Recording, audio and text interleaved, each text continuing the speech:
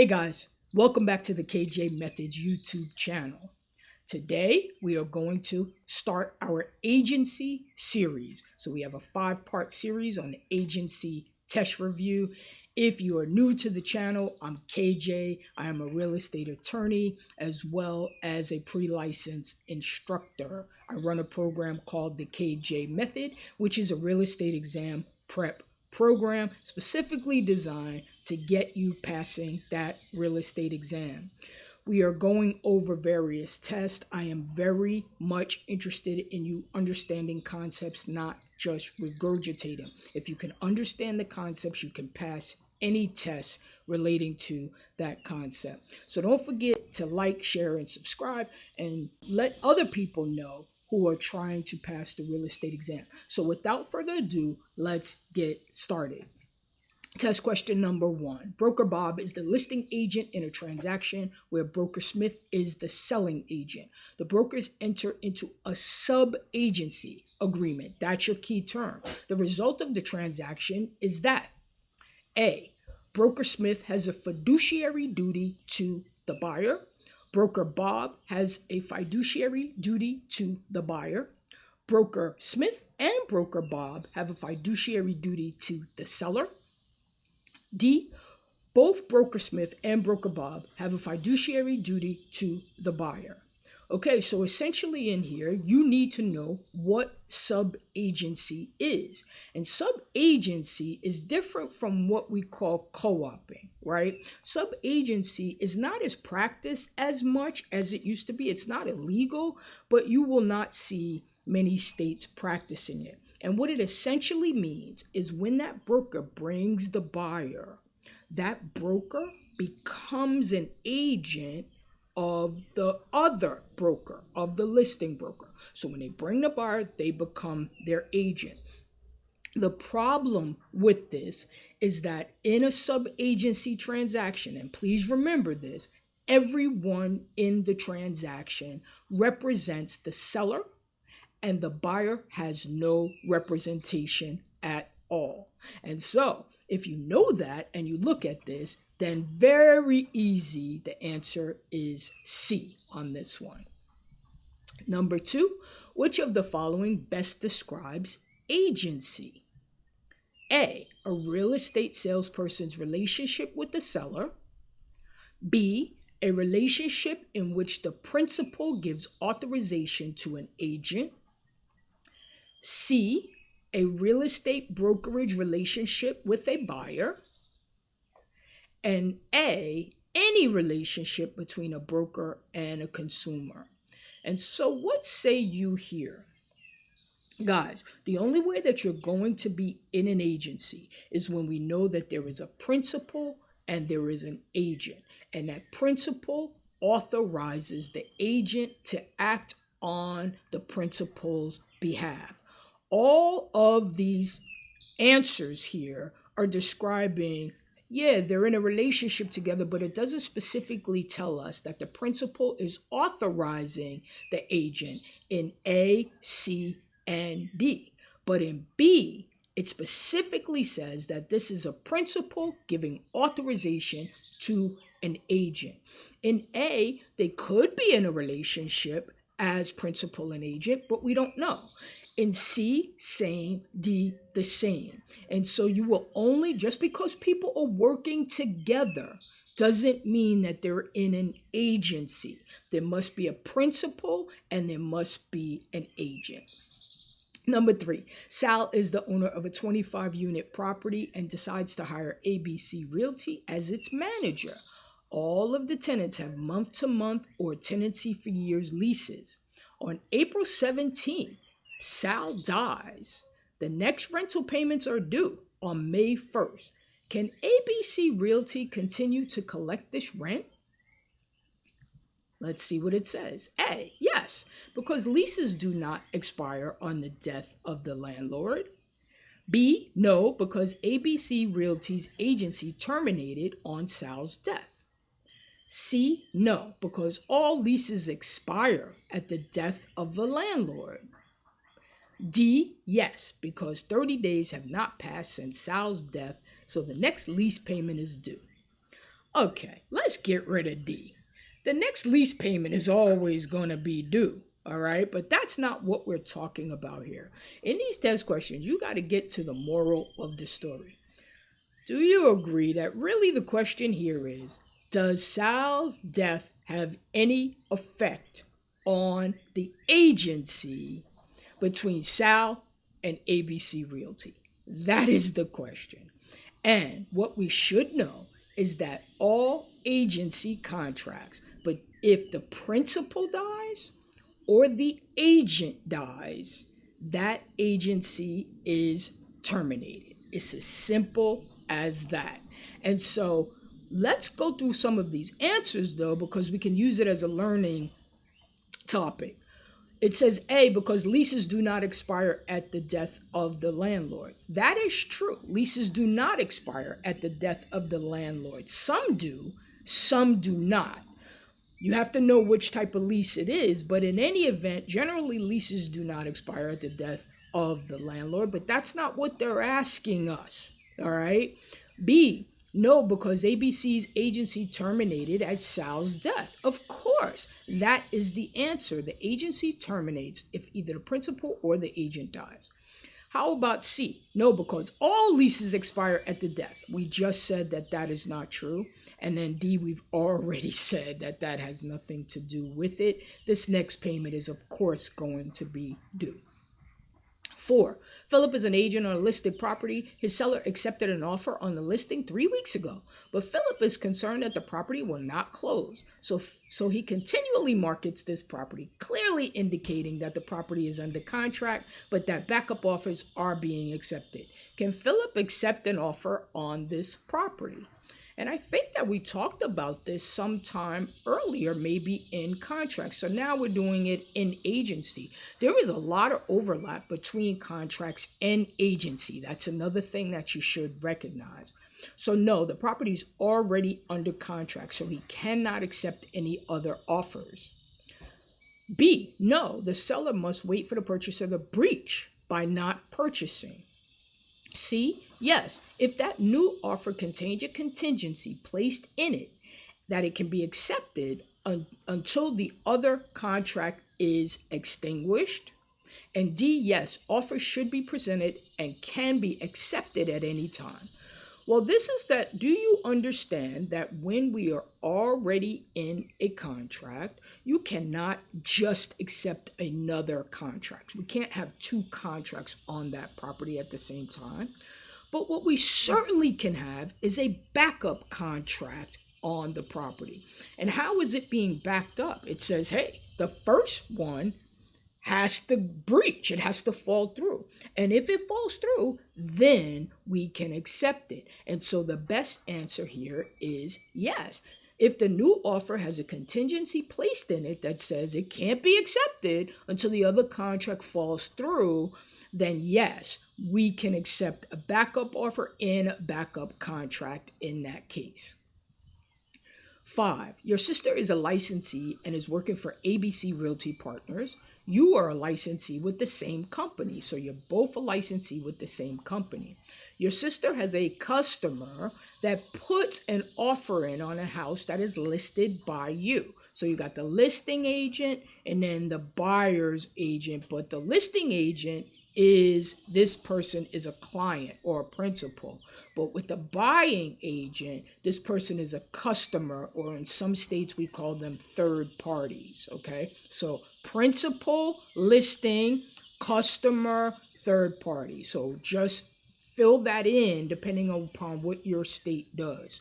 All right, so your sister has a customer that puts an offer on the house that is listed by you. So your sister would be working as a designated agent representing her customer. B, working as a dual agent representing both her customer and you. C, working as a sub-agent representing you. And D, working as an agent representing the seller. Ooh, this is a little confusing. What say you? The first thing I want you to always get out of your head is anytime it says that you are representing a customer, and we can change that word for third party. So as in A, you're representing a customer, and B, it says representing a customer or third party, depending upon what your state says. The answer is no. That do not pick that answer, because we do not represent customers at all. We work with customers. And so let's look at C and D. Is she a sub-agent? No, there's nothing in this question that indicates that she is a sub-agent. And in fact, she is working for the same real estate agent that you are working for. So she's not bringing a buyer into the agency. She's already in the agency. So she's not working as a sub-agent with you. But she is working as D, an agent representing the seller. You're like, how is that? Well, because you represent who your broker represents. So here you have ABC, and they're representing the seller, right? The listing agent representing the seller. Who's representing the buyer? No one, because the buyer is a customer or a third party. And nobody representing them. And since nobody's representing them, then who are you representing? If you're not representing them, you're representing the seller. Why? Because your broker represents the seller. And so that's who you owe the responsibility to. Hope that wasn't too confusing for you. If it is, stop that and go back and watch it. Number 6, your sister asks you to help her sell her home. Which would be an act that might be illegal? A, she lists with you and 2 other brokers. B, she lists with you, but she puts her own for sale sign in the side yard. C, she tells you that your commission will be anything over her loan payoff of $59,750. And D, she tells you she will not accept a contract from anyone over 65 years old. What say you? Let's get rid of the easy ones first. She lists with you and 2 other brokers. Well, you are allowed to do that if it is an open listing. It's a non-exclusive listing, right? We call them open listings. Essentially, you're saying, hey, anyone who comes and helps me sell this house, I'm going to pay a commission to them. So as long as you are signing a non-exclusive listing, then that is allowed. Again, check your state law on this one. B, she lists with you, but she puts her own for sale sign in the side yard. Well, we call those exclusive agency listings. And so that can be okay also. No problem there. C, she tells you that your commission could be anything over a loan payoff of $59,750. This is what? A net listing, and it is going to be illegal in most states. Again, check your state-specific law. But don't forget, we are doing the national test. So under the national test, A is going to be fine, B is going to be fine, C is a no-no. That is a net listing. And the last one says D. She tells you she will not accept a contract from anyone over 65 years old. What do you think about that one? Normally, you're like, yeah, that's illegal. However, over 65 is not a protected class, guys. And so she can tell you that. Is it immoral? Yes, it's immoral. But it's not going to be illegal because D is not going to be a fair housing violation. Now, of course, you check with your broker because, we don't want anybody discriminating if that's going to be okay. Most brokers are going to say, no, that's not going to be okay. But for your test, that is not going to be an illegal answer because over 65 is not a protected category under the fair housing law. 7, your broker authorizes you to sign contracts on his and her behalf. How is this authorization given to you? This should be easy. A, the state real estate commission issues the right under both agency and license laws. B, the employment or affiliation agreement you sign with your broker. C, the exclusive right to sell listing agreement. And D, by a separate power of attorney given to you by your broker. Well, this one should be fairly easy. Some students do oscillate between B and D, but it is definitely going to be B on this one. When you sign your agreement with your broker, it is going to tell you what type of authorization you have in that agreement. You do not need and never will you sign a separate power of attorney with your broker. All right. 8. You receive an earnest money check on Monday at noon. When should your check be deposited with your broker? A. No later than Tuesday at the close of business. B. Unless all parties have agreed otherwise, as soon as possible. C. As soon as the contract is accepted and binding. And D. Always by the weekend. What do you think on this one? You get it on Monday at noon. Well, it's going to be B. Unless all parties have agreed otherwise, it is going to be as soon as possible. This is also another one of those things that in practice you're going to check with your broker. However, with respect to the test, we would normally do it as soon as the contract is accepted and binding, but B added these terms saying, hey, maybe the parties have agreed that this check is going to be held until Tuesday because the person doesn't have the money in there yet, let's say, for example, or they're not going to have the money at that time. But this is also one of those things, check with your broker, because this may not be permissible for you to hold this check at all. But for your test, the answer would be B. All right, 9. You have worked at Wonderful Realty for 7 years, but have now decided to move across town and work for another company. Okay. How will you be compensated on any transactions that are in process but have not closed yet? You know you don't want to leave until you get that money, right? A, the local board of realtors that you are both members of will determine the proper payment. B, the real estate commission determines how licensees are compensated when moving from one broker to another broker. C, it will be negotiated between the two brokers. D, it is determined based on the contract you sign when you join Wonderful Realty. Yes, guys, that's going to be the answer, D. When you sign this affiliation or employment agreement with your broker, it should say what your duties are when you're there and also what happens to these transactions when you decide to leave. Don't forget that affiliation agreement is going to cover essentially your agency authorization with that broker, and so it is going to speak about all of those things. Number 10, you have an investor seller who wants you to list his property, which needs many repairs. He tells you he's upside down in the property. You know what that means? Upside down, it means that he owes more than the property is worth. And therefore wants you to list the property for sale as is, like he just wants to get rid of it. Should you list this property? A, yes, it's perfectly okay as long as you list the property in the MLS system and use the word as is in bold letters. B, yes, fixer-uppers are often sought by flippers, so you should definitely go ahead and list that property.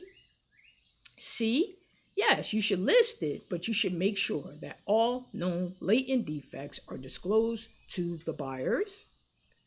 And then D, no, you should not list it because as-is sales are not allowed by the Real Estate Commission. So what do you think on this one?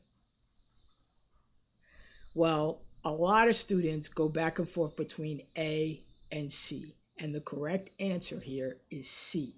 Now, let me tell you why.